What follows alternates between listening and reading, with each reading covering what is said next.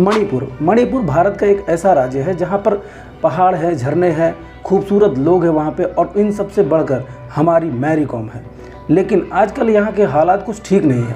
सारी ऐसी वीडियो आई हैं जहाँ पर ये देखा जा रहा है कि वहाँ के लोग हाथ रहे हैं और इसके लिए गवर्नमेंट कुछ नहीं कर रही। ये वीडियो वहाँ की सच्चाई तो बयान नहीं करती, लेकिन कहा जा रहा है कि ऐसा वहाँ पे हो रहा है। लेकिन क्यों, हमारी गवर्नमेंट क्या कर रही है, इसके बारे में आज हम जानते हैं। अगर उससे पहले आपने चैनल को सब्सक्राइब नहीं किया तो प्लीज़ चैनल को सब्सक्राइब कर लीजिए। आप लोग की ज़रूरत हमको बहुत ज़्यादा है। आपसे हाथ जोड़ के विनती है, कृपया करके चैनल को सब्सक्राइब जरूर करें। आइए चलिए बात करते हैं इसके बारे में। 5 मई को मणिपुर के चुरचांद गाँव में एक सीआरपीएफ जवान को गोली मारकर हत्या कर दी गई। और वो जवान कोई ऐसा वैसा नहीं था, कोबरा कमांडो था। लेकिन वो यहाँ पर ड्यूटी नहीं कर रहा था, वो यहाँ पर अपने गांव में आया था छुट्टी मनाने के लिए, लेकिन उसको भी गोली मारकर हत्या कर दी गई। और ये मामला यही नहीं रुका, एक टैक्स ऑफिसर था, उसको भी गोली मारकर हत्या कर दी गई। ये मामला 3 दिनों तक कंटिन्यू चलता रहा। इसमें 54 से ज़्यादा लोगों की मौत हो गई और 100 से ज़्यादा लोग घायल हो गए। 23,000 से ज़्यादा लोगों को यहाँ से रेस्क्यू करके बाहर निकाला गया है। मणिपुर को चलिए एक मैप के हिसाब से समझते हैं।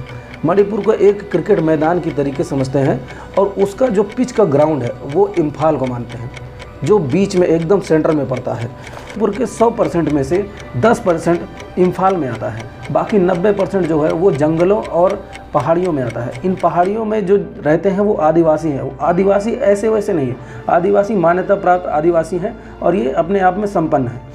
भारतीय संविधान के आर्टिकल 371C के तहत इन पहाड़ी वाले क्षेत्रों में रहने वाली जातियों को स्पेशल कॉन्स्टिट्यूशन प्रिविलेज मिला है, जो कि मैतेई समुदाय को नहीं मिला है। आर्टिकल 371C के तहत मैतेई समुदाय के लोग इन पहाड़ियों पर ज़मीन खरीद नहीं सकते, बल्कि इन पहाड़ियों पर रहने वाले जो लोग हैं, जो जातियां हैं, इनको पूरी आज़ादी है कि कहीं पर भी ये जाके किसी भी क्षेत्र में ज़मीन खरीद सकते हैं, वहाँ पर रह सकते हैं। लेकिन मैतेई परिवार वालों के लिए ऐसा कुछ भी नहीं है। ज़्यादा सिचुएशन यहीं से ख़राब होती है, क्योंकि पहाड़ी लोग जो थे वो या इम्फाल में आकर यहाँ पर ज़मीन खरीद कर यहाँ पर रहना चालू कर दिए, जिसकी वजह से इन दोनों जातियों में एक अलग तरीके का संघर्ष चालू हो गया। मणिपुर के मुख्यमंत्री बीरेन्द्र सिंह जी का ये कहना है कि आदिवासी लोग जो जंगलों में रहते हैं, ये लोग वहाँ की ज़मीनों पर अतिक्रमण कर रहे हैं, ज़बरदस्ती कब्जा कर रहे हैं और वहाँ पर अफ़ीम की खेती कर रहे हैं। अफ़ीम की खेती की वजह से मणिपुर में कई सारे ऐसे नशीले पदार्थ घूम रहे हैं, जिनकी वजह से युवा खराब हो रहे हैं। आदिवासी लोगों का कहना है कि ये ज़मीनें उनके पूर्वजों की है और वो पूर्वज से ही, उनके पूर्वज यहाँ इस ज़मीन पर रहते थे, इन जंगलों में रहते थे, इसीलिए ये ज़मीन उनकी है। लेकिन गवर्नमेंट कहती है कि नहीं, आपकी ये ज़मीन नहीं है, ये ज़मीन आपने कब्जा की है, यहाँ पर आपका हक नहीं है। और इसी वजह से आदिवासी लोगों के बीच में एक ये माहौल बन गया है कि गवर्नमेंट उनको इनके पूर्वजों की ज़मीनों से हटाना चाहती है। और हटाने के कारण ये आदिवासी लोग गवर्नमेंट के खिलाफ जाकर उन्हीं के खिलाफ प्रदर्शन कर रहे हैं। प्रदर्शन करने पर राज्य सरकार ने वहाँ पर धारा 144 लगा और जो लोग वहाँ पर प्रदर्शन कर रहे थे उनको वहाँ से मारकर भगा दिया गया।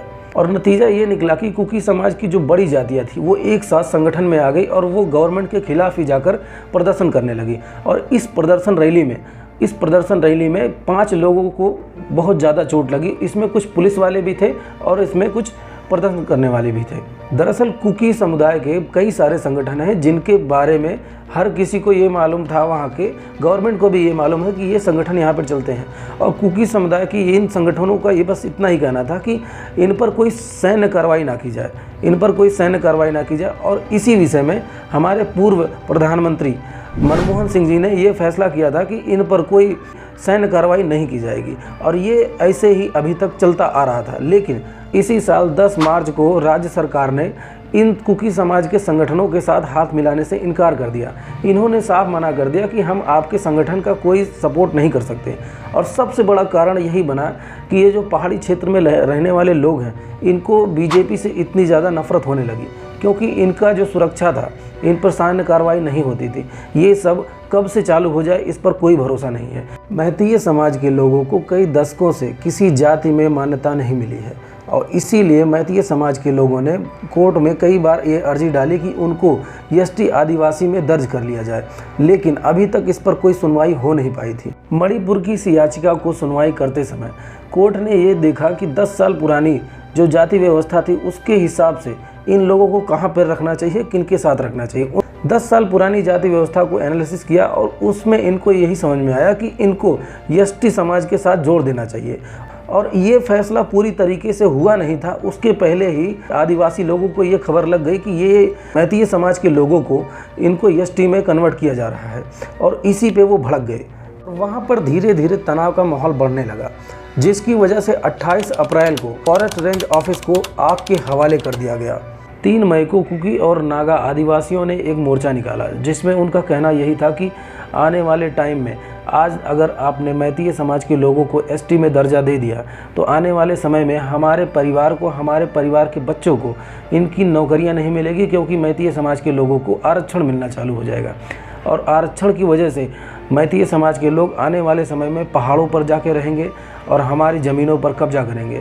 इसीलिए इन्होंने ये मोर्चा निकाला और इनका प्रदर्शन चालू था, जिस कारण एक तरफ मैतीय समाज के लोग थे और दूसरी तरफ कुकी और नागा समाज के लोग थे। इन दोनों में इतना आक्रोश भरा हुआ था कि ये दोनों उसी समय एक दूसरे से भिड़ गए, जिसमें 54 लोगों की मौत हो गई और 100 से ज़्यादा लोग घायल हो गए और 23,000 से ज़्यादा लोगों को यहाँ से रेस्क्यू करके निकाला गया, क्योंकि यहाँ पर माहौल बहुत ज़्यादा ख़राब था। और माहौल ख़राब होने की वजह से यहाँ की राज्य सरकार की पुलिस वहाँ पे फेल हो गई। हिंसा इतनी बढ़ गई थी कि वहाँ पर किसी भी पुलिस वाले के बस में कुछ भी नहीं था। इसीलिए वहाँ की राज्य सरकार ने ये फैसला किया कि ये अब हमारे बस में नहीं है, अब यहाँ पर केंद्र सरकार को आना पड़ेगा। इसीलिए वहाँ पर आर्टिकल 355 लगाकर केंद्र सरकार ने वहाँ पर पूरा का पूरा कंट्रोल अपने कब्जे में लिया और वहाँ पर आर्मी को एस्टेब्लिश करवा के वहाँ के हालात पर काबू पाया।